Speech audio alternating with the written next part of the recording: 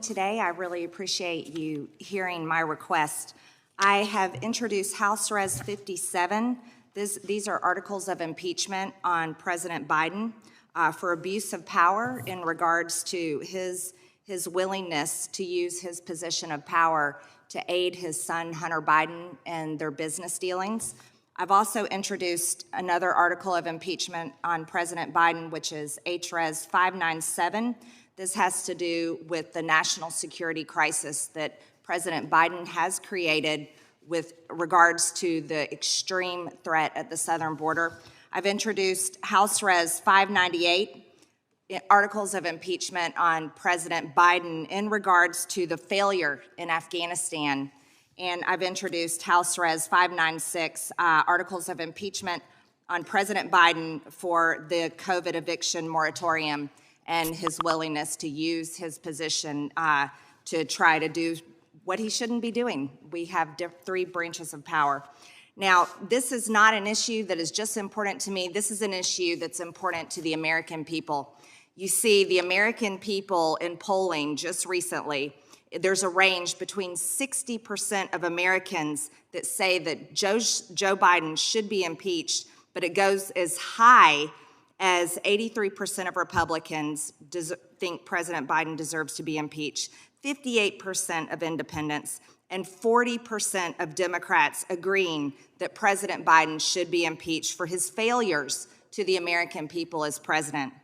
Let's talk about some of those failures. We can talk about the border alone.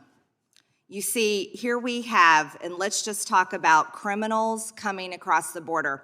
U.S. Border Patrol has apprehended 9,728 illegal aliens with criminal records just in fiscal year 2021, in comparison to only 2,438 in 2020. This is a 325.8% increase in migrant encounters.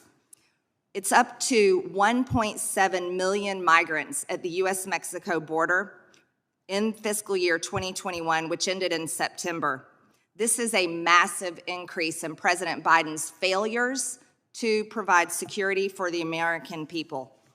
Also, Border Patrol agents arrested 53 illegal aliens with sex-related criminal convictions, and many of them had prior convictions for crimes involving a minor. In the same period in 2020, agents apprehended 58. In 2019, they apprehended 58 in total. 55 in 2020, 58 in 2019, but 353 in 2021. That is a massive increase. Let's talk about these types of convictions.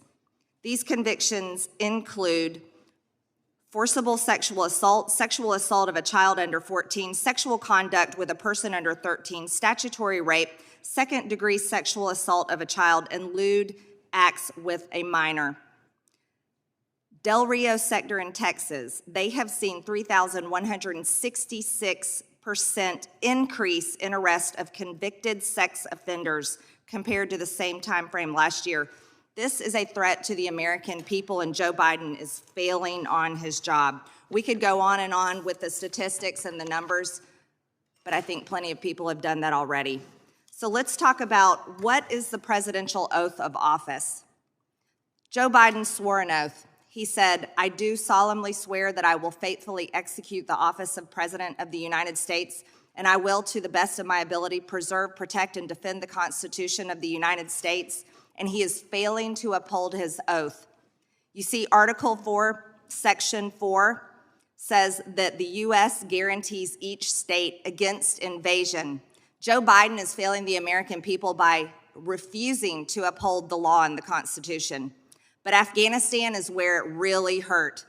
You see, Article 3, Section 3, Joe Biden could be guilty of treason.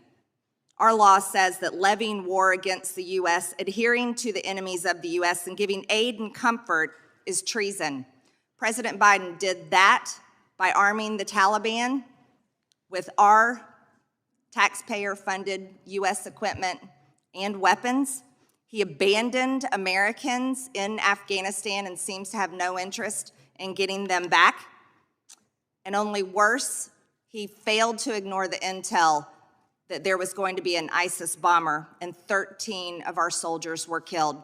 I asked this committee to bring my articles of impeachment forward in hearings and markup, and I thank you very much for your time.